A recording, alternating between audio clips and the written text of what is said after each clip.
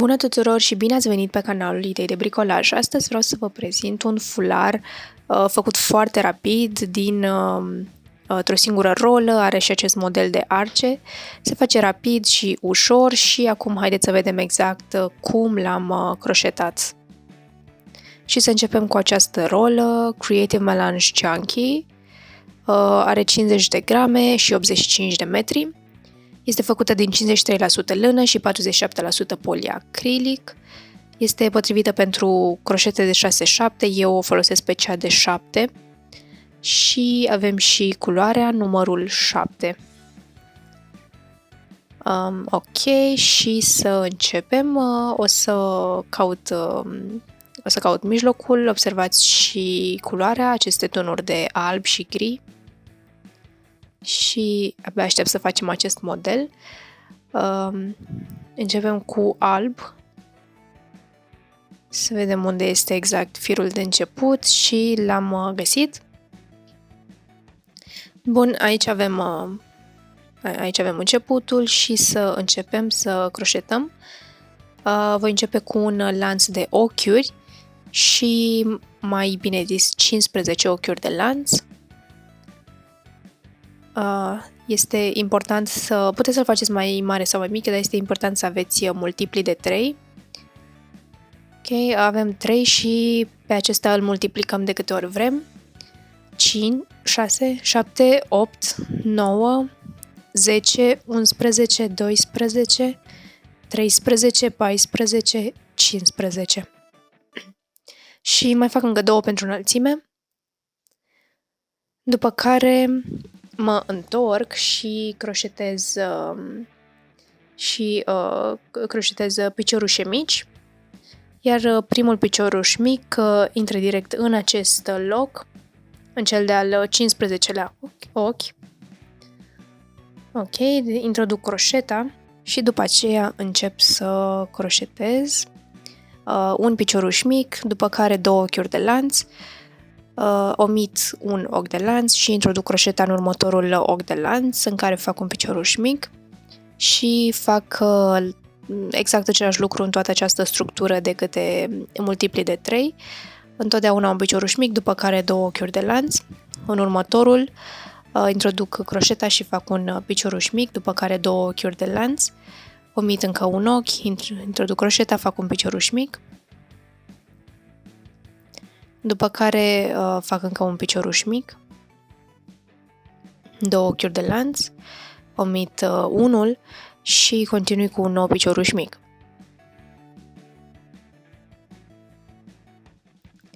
Încă o dată un picioruș mic, 2 ochiuri de lanț și omit unul, după care continui cu un nou picioruș mic. Observați că s-au creat niște mici goluri și mai am încă 3 ochiuri de lanț disponibile în care voi face același model cu piciorușe mici și ochiuri de lanț.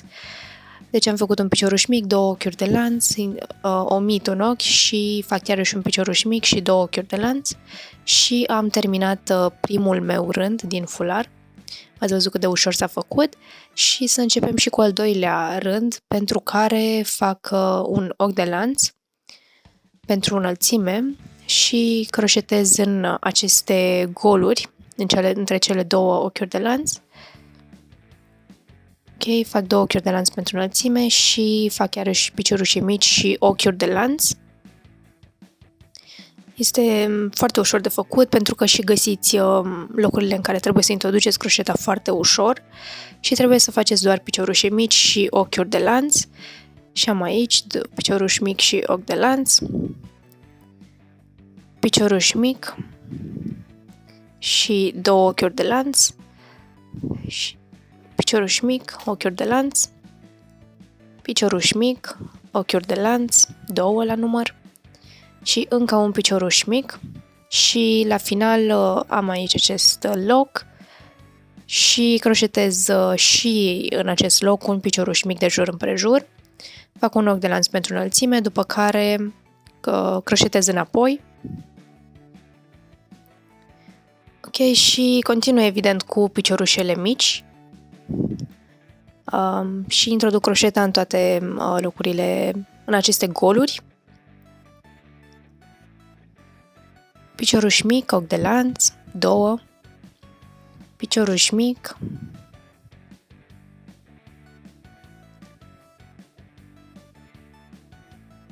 picioruș mic, ochiuri de lanț, picioruș mic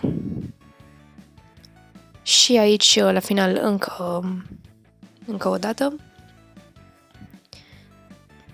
Ok, și vedeți că culoarea începe să se schimbe, ajung la un gri.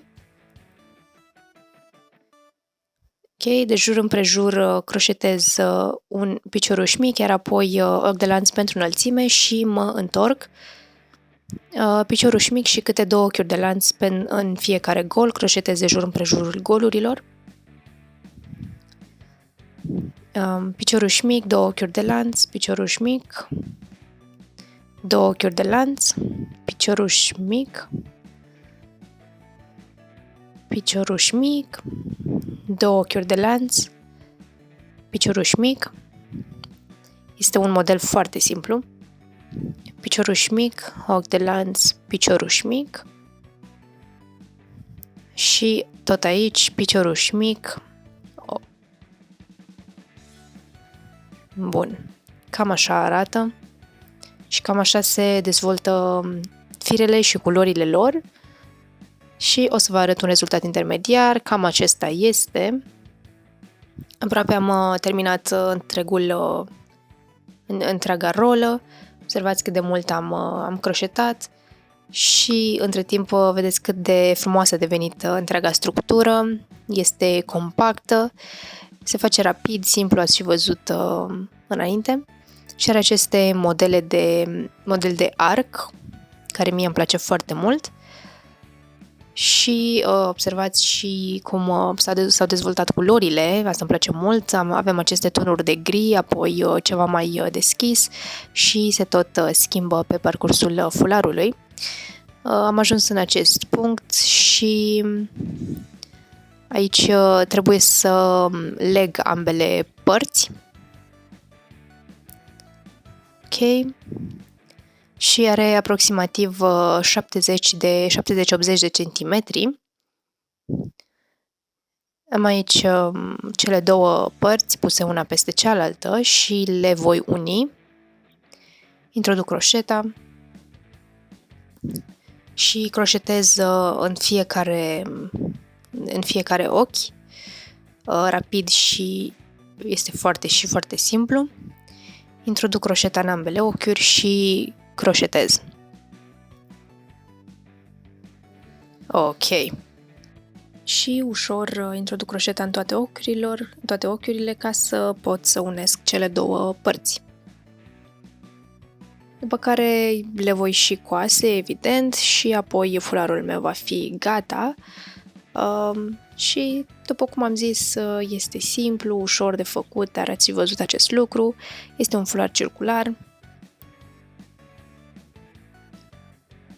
Introduc croșeta și cam așa o să fac până la sfârșit. Am ajuns la sfârșit.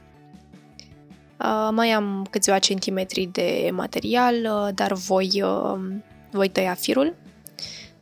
Și cam așa va arăta fularul meu. Ok. Scot firul, fac un nod și îl fixez în această parte. Ok, deci ambele părți au fost unite și acesta este fularul meu circular, făcut dintr-o rolă de material. Îmi place mult cum arată, va arăta frumos pe gât. Eu sper evident că v-a plăcut acest clip. Dacă vreți să urmăriți mai multe, vă rog să-mi vizitați canalul și să vă abonați pentru a fi mereu la curent cu ceea ce postez. Distribuiți prietenilor voștri acest clip și ne vedem data viitoare cu un nou model de bricolaj. Pa!